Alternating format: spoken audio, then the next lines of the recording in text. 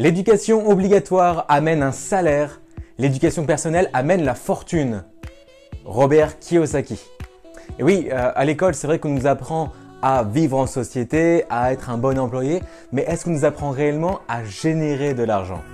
Eh bien, fort heureusement pour nous, il existe une éducation personnelle et une multitude de livres qui nous enseignent comment le faire. Ça, c'est notre travail que d'apprendre à le faire. Bonjour à tous, c'est Meryl Camus du blog citationmotivante.com et je suis heureux de vous retrouver pour cette vidéo où on va parler du cadran du cash flow de Robert Kiyosaki. Alors si vous êtes déjà familier avec cette notion, parfait, ça va pouvoir vous faire une piqûre de rappel de ce principe qui est extrêmement important. Et si vous n'avez jamais entendu parler de ce cadran de cash flow, ni même de Robert Kiyosaki déjà, eh bien on va faire le point ensemble.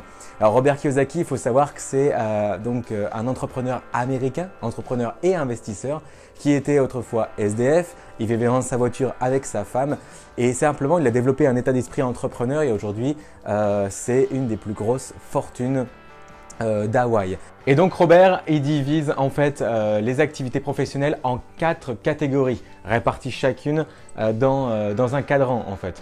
Donc on va avoir les cadrans à gauche qui sont les systèmes où on travaille pour de l'argent et les cadrans à droite où ce sont les systèmes où l'argent travaille pour nous.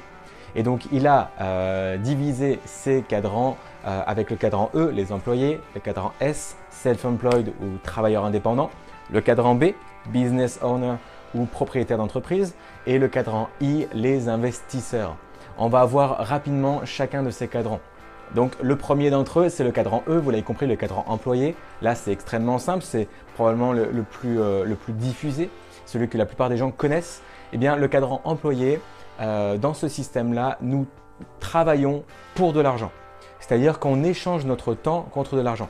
C'est-à-dire que là, dans ce système-là, c'est-à-dire que nous ne sommes pas propriétaires d'entreprise. Nous n'avons pas créé de produits, nous n'avons pas créé de système, nous n'avons pas créé nous n'avons pas de marchandises à vendre en fait. La chose qu'on vend en tant qu'employé, ce sont notre temps et nos compétences. Ce sont deux choses qui sont monétisables et qu'on vend à une société en l'échange d'un salaire, tout simplement. Donc voilà en quoi consiste le travail d'employé. Les limites en fait de ce système, c'est qu'évidemment, on ne peut pas travailler plus qu'on a d'heures dans la journée. Vous ne pouvez pas travailler plus de 24 heures par jour, ce n'est pas possible. Et c'est ce qui fait qu'en fait, de fait, votre rémunération est limitée dans ce cadran. Même en étant extrêmement bien payé, il y a forcément un plafond à partir du moment où ça dépend de notre temps. Donc voilà pour le cadran E. Le cadran suivant, le cadran S ou le cadran T en français, c'est celui des travailleurs indépendants. Ici, ce n'est plus un système où vous avez un travail, c'est un système où vous possédez un travail. C'est-à-dire que vous êtes auto-entrepreneur, vous êtes par exemple à la tête de votre cabinet, parce que vous pouvez très bien être médecin, avocat, tout ça, ce sont des activités de travailleurs indépendants. C'est-à-dire que vous n'êtes pas remplaçable. Donc vous ajoutez énormément de valeur et la plupart du temps, vous êtes beaucoup mieux payé qu'un employé lambda. Donc, elle est là la plus-value de ce cadran-là.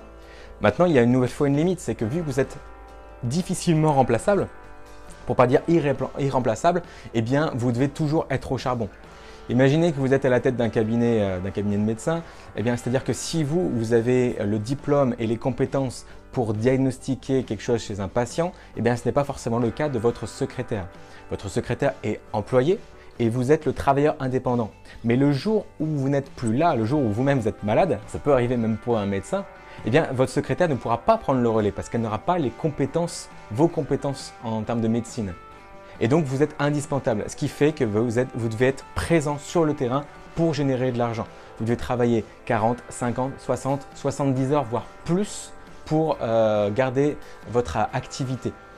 Donc voilà un peu les limites du travailleur indépendant, c'est qu'encore une fois, vous êtes prisonnier du temps et si vous voulez gagner plus, vous devez travailler plus.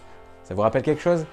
Bien, maintenant on va passer au second, de l'autre côté du mur en fait, de l'autre côté du mur de la liberté financière. Là, on attaque le cadran B, donc celui de business owner, c'est-à-dire de propriétaire d'entreprise. Alors pour être propriétaire d'entreprise, c'est simple, vous devez gérer une entreprise où cette fois-ci, vous avez un système qui travaille pour vous, des employés qui travaillent pour vous. Au XXIe siècle, être business owner, ce n'est pas seulement posséder une entreprise, c'est évidemment une possibilité, mais vous pouvez également posséder un business en ligne. Si vous avez un système qui travaille pour vous, eh bien, vous êtes propriétaire d'entreprise. C'est-à-dire que si vous avez une page de capture avec, je sais pas, une page de vente automatisée, avec également un autorépondeur qui fait le travail pour vous, eh bien si vous avez mis en place un système qui travaille pour vous. Voilà une manière ingénieuse de faire partie de ce cadran E pour générer de revenus ici de manière automatique. La clé pour ce cadran, c'est d'automatiser vos revenus de sorte que votre argent ne soit plus dépendant de votre temps. Puisque quand vous êtes dans le cadran E, eh bien, vos employés travaillent pour vous, ou votre système travaille pour vous, ou vos outils travaillent pour vous. C'est ce qui vous octroie un minimum de liberté et qui vous différencie de la masse. Parce que maintenant, eh bien, vous n'êtes plus limité par votre temps. Voilà la solution.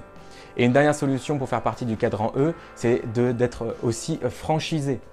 C'est-à-dire d'intégrer un réseau de franchise, je pense à McDonald's ou quoi que ce soit, c'est-à-dire que c'est un concept qui existait avant vous, qui existera après vous, et vous vous appropriez l'entreprise comme un outil, vous deveniez franchisé.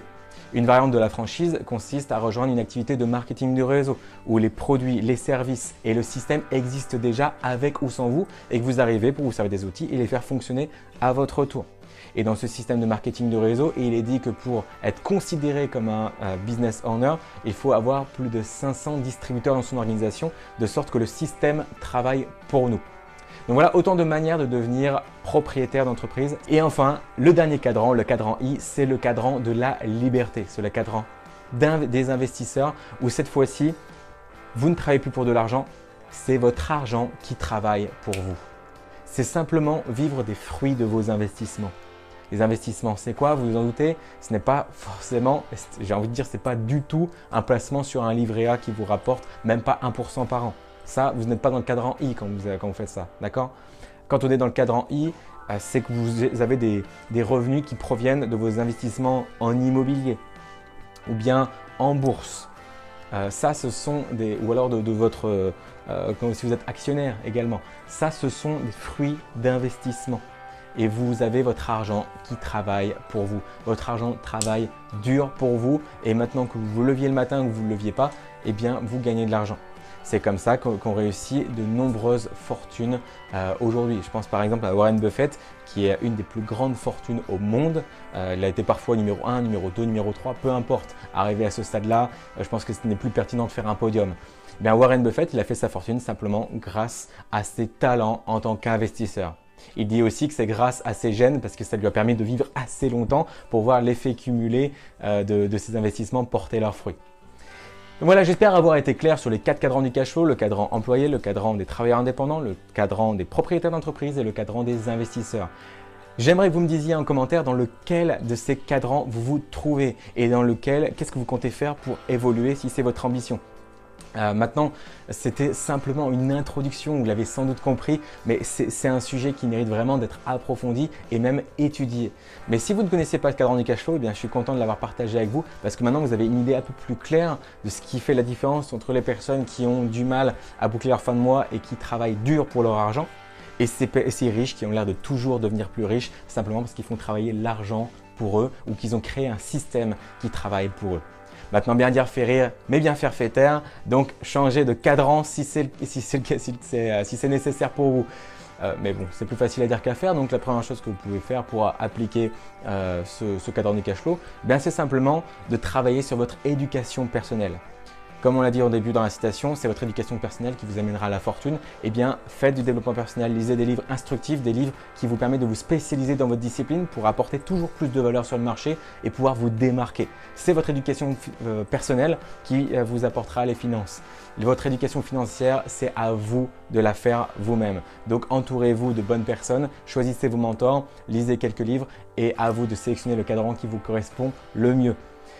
Maintenant, la citation d'aujourd'hui, vous l'avez compris, c'était « L'éducation obligatoire vous amène un salaire, l'éducation personnelle vous amène la fortune » de Robert Kiyosaki. Si la vidéo vous a plu, pensez à liker, commenter, partager. Faites ce que vous voulez, mais faites tourner le cadran du cash flow. Les gens doivent connaître ce cadran. Sur ce, je vous dis à très vite pour la prochaine vidéo. Ciao!